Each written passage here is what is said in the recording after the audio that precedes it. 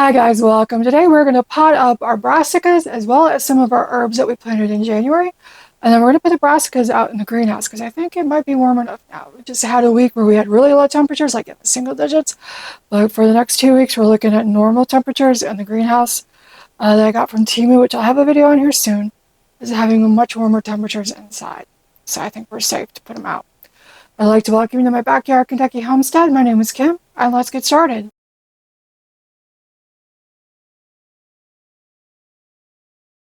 So we're going to go ahead and start with our kohlrabi. And what I have here is regular potting soil, and I put it in this tray. If you're interested in getting one, it was about $10. I had to order it online from Home Depot, but it was really easy to get. They don't have these in store, but I was able very easily to get it online. But we are going to start with our white kohlrabi, and I'm going to put them in these 4-inch containers. These are root trimmer containers. They're very sturdy. I'm very, very happy. I used them last year. They're really good. So we're going to go ahead and put a little bit of dirt in the bottom, make a little pocket. Take our little tray out. Push on the bottom, try to pull it out. I have actually got 3 plants in there, so I'm going to try to very gently ease those apart. There will be some ripping sounds, but that's okay. Just very gently. So we have a really good root ball on that still. Smaller than I was expecting. Go ahead and put some more dirt in there. Then we'll put that in there and add more dirt around it. And we're going to tap it down a little bit. You don't want to push too hard, but we do want to make sure that we don't have any air pockets down there, because air pockets could cause a plant to dry out and die. So we have our first kohlrabi. I'm just going to keep doing that for all of these. Could end up with more than I was expecting. The brassicas seeds in general are fairly small, so you will often plant more than you actually want or need. But we'll see what we have. I'm going to, like I said, put these out in the greenhouse, so we will see how they do with the cooler weather out there.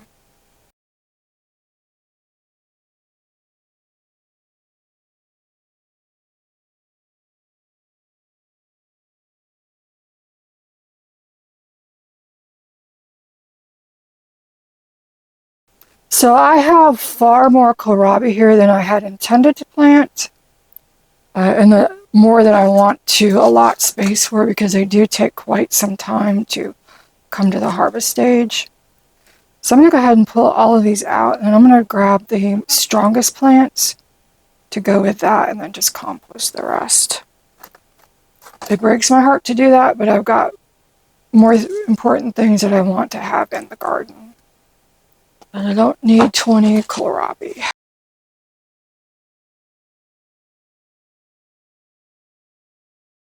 Okay, I think, because I've got purple kohlrabi as well, I think I'm going to do 9 of each. And then we'll put these aside. I may try to plant these up for somebody else. We'll see.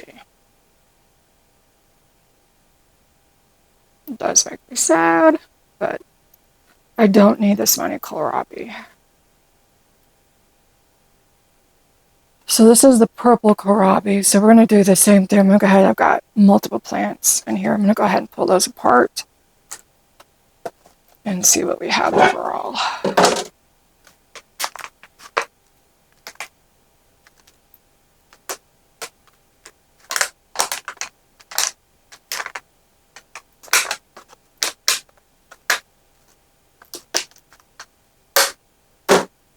And one of the reasons that we're wanting to separate these, when plants are very crowded together, they will slow down how fast they grow. There's too much competition. So we really want to make sure that they have the entire space for the individual plant. So if you've ever overseeded lettuce or overseeded really anything, you'll notice that it grows very slowly. But once you clear it out, once you thin it, it just takes off usually.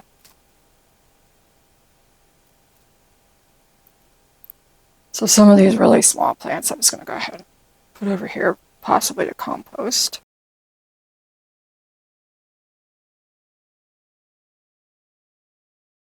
1, 2, 3, 4, 5, 6, 7, 8, 9.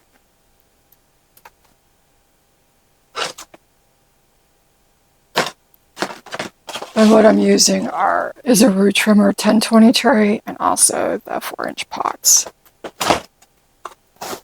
I can link those if you're interested in using these. They're very, very nice. Very happy with them. I got them from Amazon. I can link them below.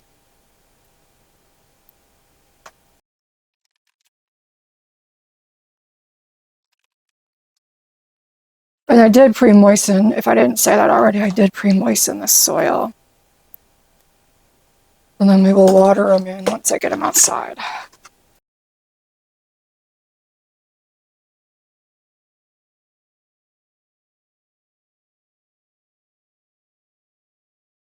So we have 9 white kohlrabi and 9 purple kohlrabi. So we'll set these outside. So next we're going to go ahead and do some snowball cauliflower, calabrese broccoli, purple sprouting broccoli, and this here had been the Romanesco broccoli rabe, which bolted, so I just pulled that out. But we'll go ahead and get these up potted next. So let's do the purple sprouting broccoli first. And if you've never seen these before, these are the burpee trays, and they've got a rubber bottom, so it makes it really easy to push the entire soil block out. So I really, really am liking using these.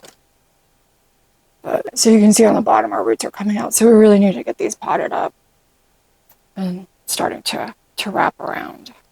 We don't want that, so I'm just gonna rough that up a little bit.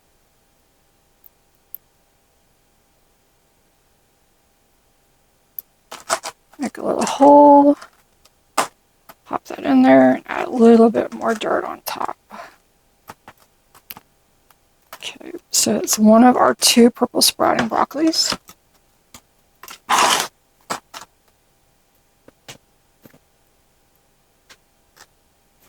It does make it so easy to get them out.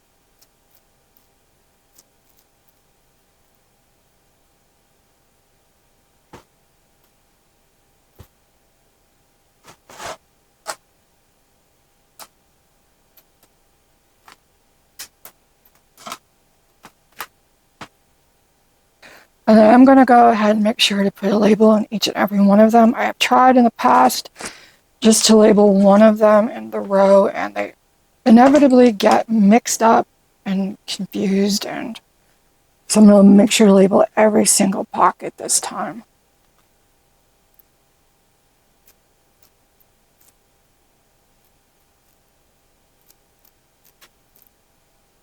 Actually, we have 2 broccolis here, so we're going to go ahead and pull those apart as well. Very gently.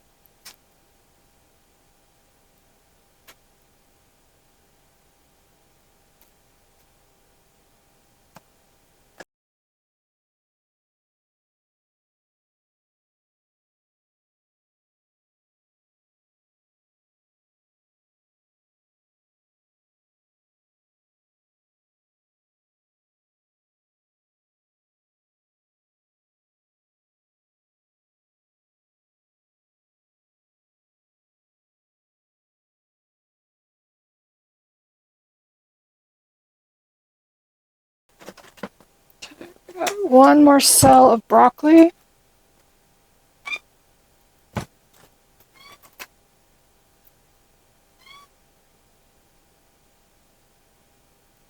And we've only got 1. Yay!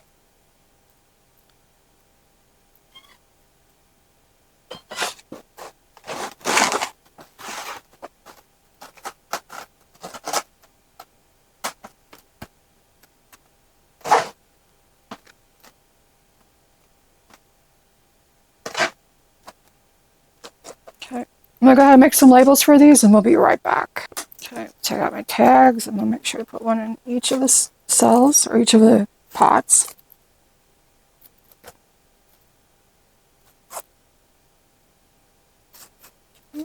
And then we will go on to our snowball cauliflower, which I'm gonna have to spray these with a neem. I pull them outside. There's something,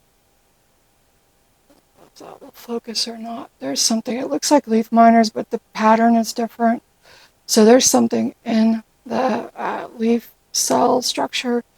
It's just showing up on the top. I have removed some of the leaves trying to stay ahead of it, but I want to get these outside so I can spray them with neem to try to get ahead of that and then protect the rest of the plants. Okay, so we got cauliflower.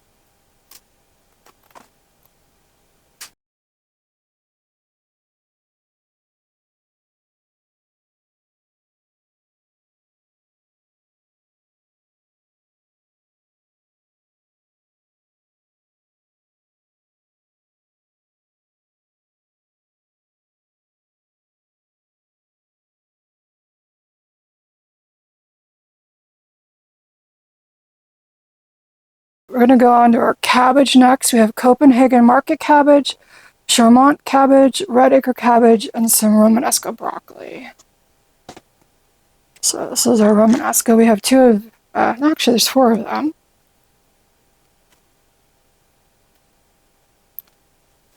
I have not had this germinate for me before, so I'm really excited to try to actually get something from it.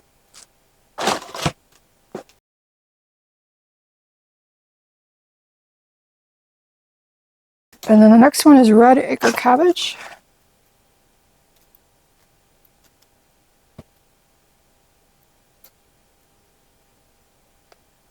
Now notice the red acre cabbage takes longer than green acre cabbage.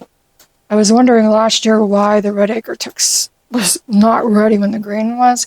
It's because it just takes longer. So it's important if you to read the seed packet to get a better idea that just assuming that crops with similar names have similar harvest times.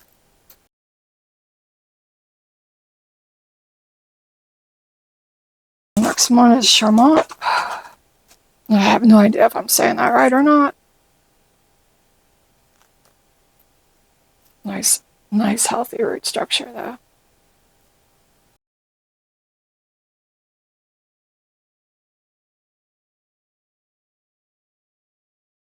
Alright, I'm going to go ahead and finish planting all of this up, and then I will meet you guys back again when I bring these out to the greenhouse.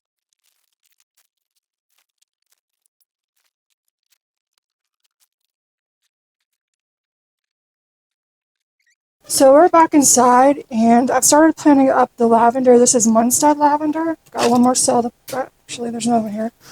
So I've got a few more to plant up. These are just absolutely beautiful little plants. They smell absolutely wonderful.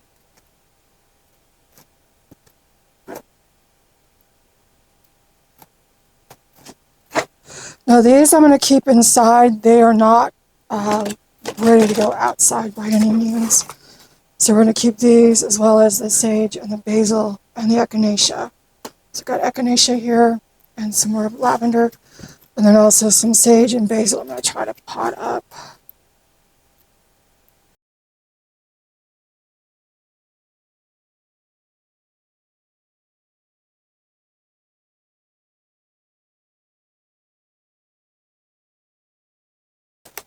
Okay. So we have now 14 lavender plants to plant out. We have 2 echinacea that rooted or sprouted. We only ended up with 2 out of this, and none of the tritoma sprouted. So very disappointed with that. But I do have some out in my winter sowing experiment. I did some winter sowing with poppies last year in Nigella. It worked really, really well, so I've expanded it exponentially this year.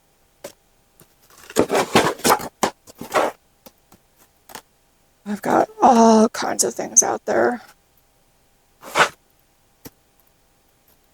Okay, so those are echinacea. And then let's see if we can take this sage apart. I'm not sure, it may be too far. Yeah, I think I'm going to have to just start some new.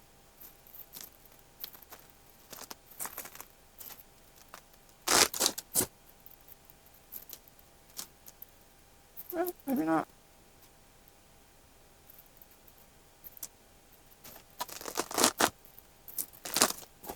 It's gotten really, really hard to water this because it is so root bound in there.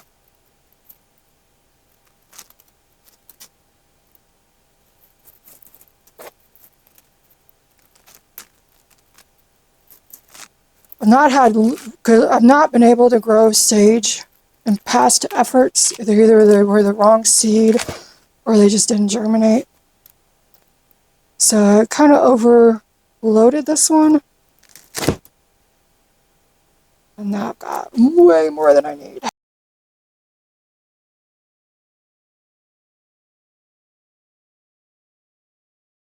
So let's pick out the best ones. I've got 2 pots left there.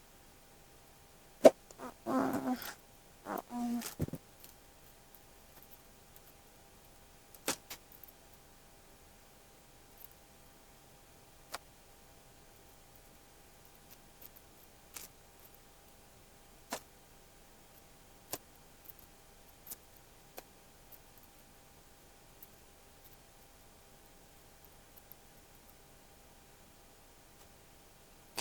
Let's see. I'm gonna just get another tray. And these, I said these were 4-inch pots. They may be the 3.3-inch pots. I've got some of both, and they work really, really well.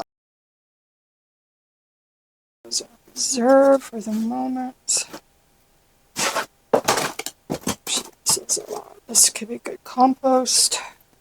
So I'm gonna take the root base that came from that sage, and I'm gonna go ahead and compost that. I'm gonna get some more potting soil into this tray. Well, this is here. I have a cyclamen here. It's gorgeous. I'm gonna go ahead and get that into this new pot.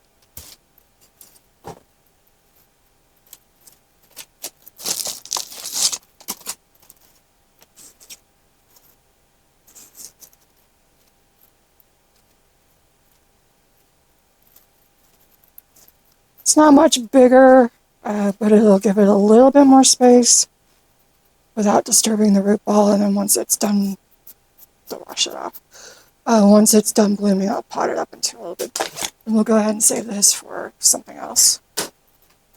Because I do keep all of my nursery pots. Makes it a whole lot easier to start seeds and plant things up.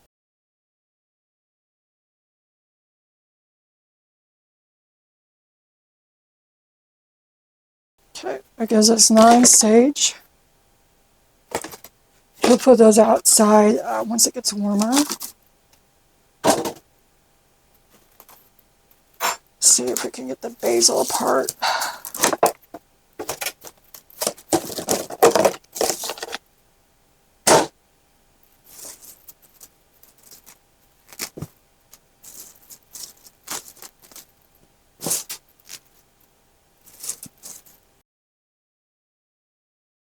What I've found is that if I have a lot of basil near my tomatoes, it tends to ward off a lot of the tomato hornworm. I've only had 2 tomato hornworm over the last 2 years, and they were both in areas where I did not have basil planted. So basil near the peppers is really good, basil near the tomatoes is really good, just basil everywhere. And it doesn't affect the taste of anything, it's just a matter of confusing the pests and, just maybe dissuading a few from trying to visit the garden. So that's one of the keys with companion planting, is more so soil health, having a polyculture instead of a monoculture where you grow just one thing. The soil does better if you've got a lot of different things growing. And then also it makes a difference with pulling in good pollinators and dissuading ones that are, not so desirable, like tomato hornworm, especially for tomatoes. But I will plant throughout my garden beds all kinds of flowers for both reasons, for the soil health as well as just to pull in the pollinators and the beneficial insects.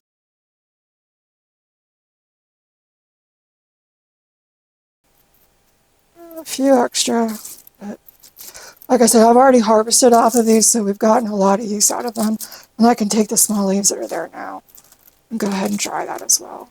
Now to finish these off, and I will go out and do this with the ones outside as well, we're just going to go ahead and water them in a little bit.